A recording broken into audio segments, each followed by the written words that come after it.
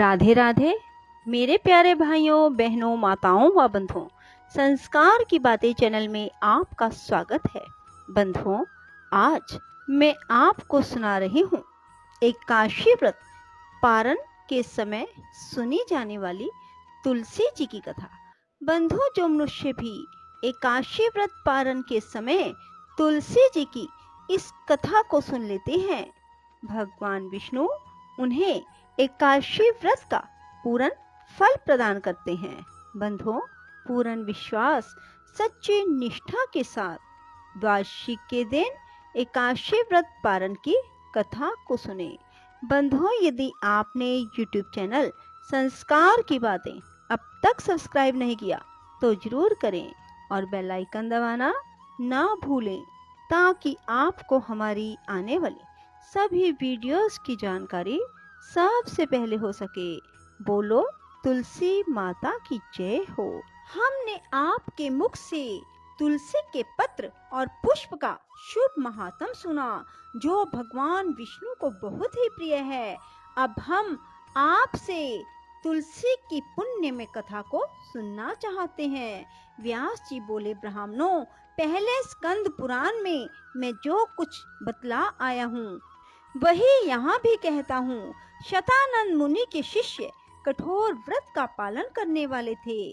उन सब ने एक दिन अपने गुरु को प्रणाम करके परम पुण्य और हित की बात पूछी। शिष्यों ने कहा, नाथ, ब्रह्म वेताओं में श्रेष्ठ आपने पूर्व काल में ब्रह्मा जी के मुख से तुलसी जी के जिस कथा का श्रवण किया था, उसको हम सब सुनना चाहते हैं। शतानंद जी बोले, शिष्यगण, तुलसी जी का नाम उच्चारण करने पर ही असुरों का दर्प दलन करने वाले भगवान श्री विष्णु प्रसन्न हो जाते हैं।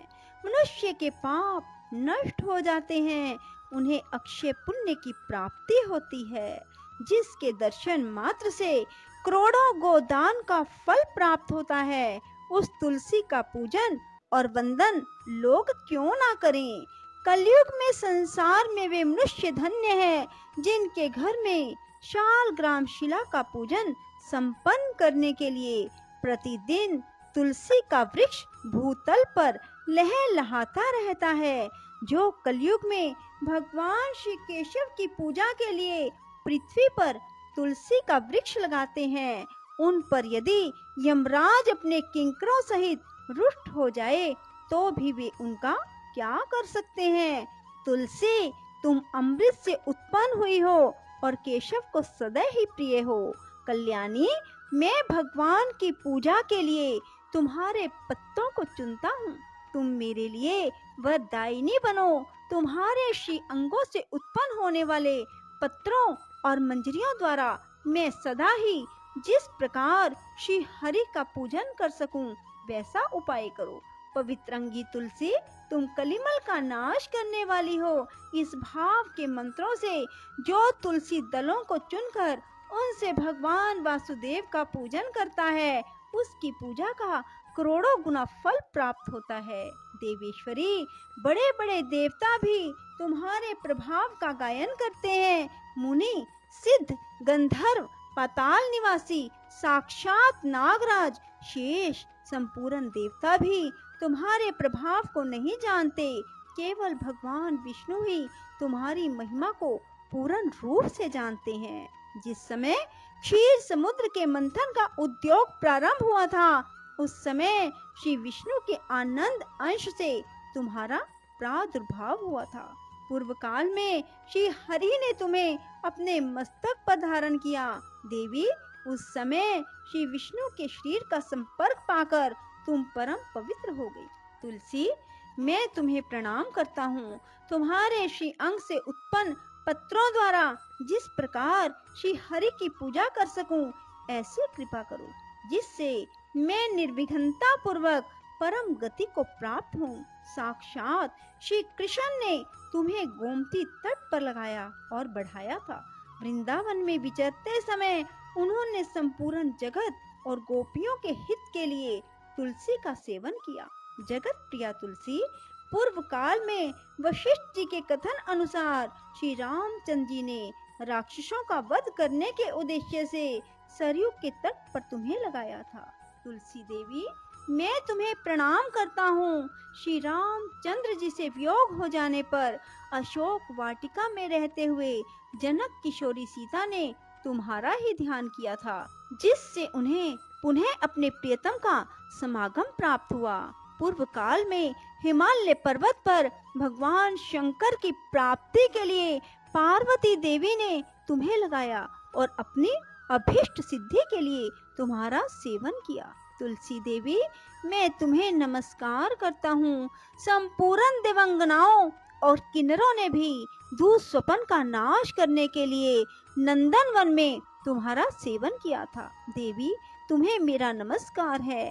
धर्म अरण्य गया में साक्षात पितरों ने तुलसी का सेवन किया। दंडक अरण्य में भगवान श्री रामचंद्र जी ने अपने हित साधन की इच्छा से परम पवित्र तुलसी का वृक्ष लगाया। लक्ष्मण और सीता ने भी बड़ी भक्ति के साथ परम पवित्र तुलसी का वृक्ष लगाया। लक्ष्मण और सीता ने भी बड़ी भक्ति के साथ उसे पोसा। जिस प्रकार शास्त्रों में गंगा जी को त्रिभुवन व्यापिनी कहा गया है, उसी प्रकार तुलसी देवी भी संपूर्ण चराचर जगत में दृष्टि गोचर होती है। तुलसी का ग्रहण करके मनुष्य पातकों से मुक्त हो जाता है। और तो और मुनीश्वरों, तुलसी के सेवन से ब्रह्म हत्या भी दूर हो जाती है। तुलसी के पत्ते से टपकता हुआ जल जो अपने सिर पर धारण करता है, उसे गंगा स्नान और 10 गोदान का फल प्राप्त होता है। देवी, मुझ पर प्रसन्न होवो। देवेश्वरी, हरि प्रिय, मुझ पर प्रसन्न हो जाओ। क्षीर सागर के मंथन से प्रकट हुई तुलसी देवी, मैं तुम्हें प्रणाम करता हूँ। द्वादशी की रात्रि में जागरण करके जो इस तुलसी माँ की कथा को सुनता है, भगवान श्री विष्णु उसके 32 अपराध क्षमा कर देते हैं। बाल्य अवस्था, कुमार अवस्था, जवानी और बुढ़ापे में जितने पाप किए जाते हैं, वे सब तुलसी स्तोत्र के पाठ से नष्ट हो जाते हैं। तुलसी के स्तोत्र से संतुष्ट होकर भगवान सुख और अभ्युदय प्रदान करते हैं। जिस घर में तुलसी जी की इस कथा को सुना जाता है, पढ़ा जाता है, उसका कभी अशुभ नहीं होता, उसका सब मंगल ही होता है, किंचित भी अमंगल नहीं होता। उसके लिए सदा सुकाल बना रहता है, वह घर प्रचुर धन धान्य से भरा रहता है। तुलसी जी की इस कथा को सुनने से मनुष्य के हृदय में भगवान विष्णु के प्रति अविचल भक्ति होती है। उसका वैष्णवों से कभी वियोग नहीं होता। इतना ही नहीं, उसकी बुद्धि कभी अधर्म में प्रवृत्त नहीं होती। जो द्वादशी की रात्रि में जागरण करके तुलसी जी की इस कथा का पाठ करता है, उसे करोड़ों तीर्थों के सेवन का फल प्राप्त होता है। बोलो विष्णु भगवान की जय, तुलसी माता की जय।